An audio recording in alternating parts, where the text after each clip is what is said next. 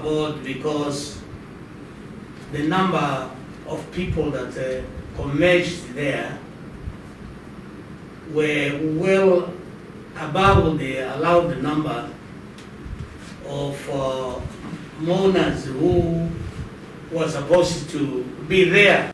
Nampol Inspector General Sebastian Ndeitunga said that the mourners ignored the warnings from the police to not overcrowd, but their words landed on deaf ears. Our call was not heard. They did not heed to the call. They continued in different groups,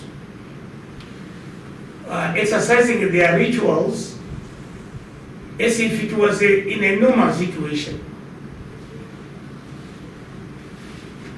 We could not use the minimum force to disperse them, looking at the environment.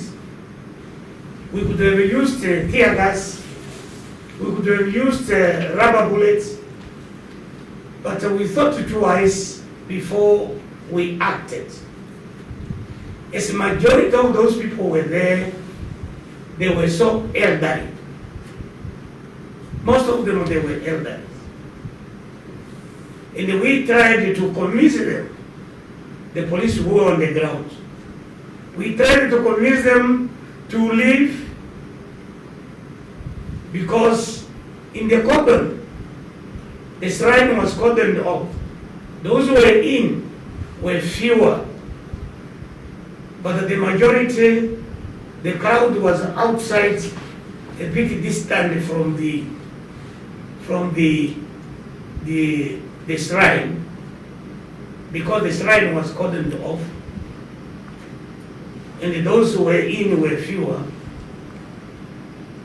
But it was unacceptable for community to come in big number, violating the regulations. Nampol Major General Joseph Shikongo added that the problem began when it was decided to keep the body of the late Paramount Chief for 30 days before burying, which was also a violation of the COVID-19 regulations. 30 days before the burial. That should be the starting point. It's a defiance. These people, they defied the protocol on COVID-19 by keeping the body for 30 days.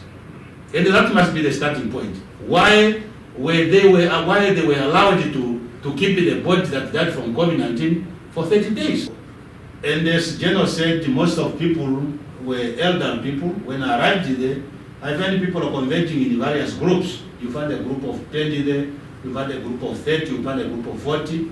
But when the video probably were taken, were just at the entrance behind the Pullman motor garage. That's where the majority of people were converging. And as General said, it was going to be more worse if you could have used the tear gas. I think the repercussion by now could be even more worse. I think the law enforcement will prevent it a lot, politically and also security-wise. So I think the picture of today could be more different, because when you look to these people, they were looking really for confrontation, and this is what they wanted.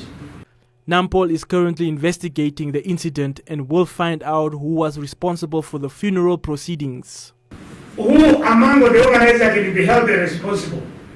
And we are still busy with that.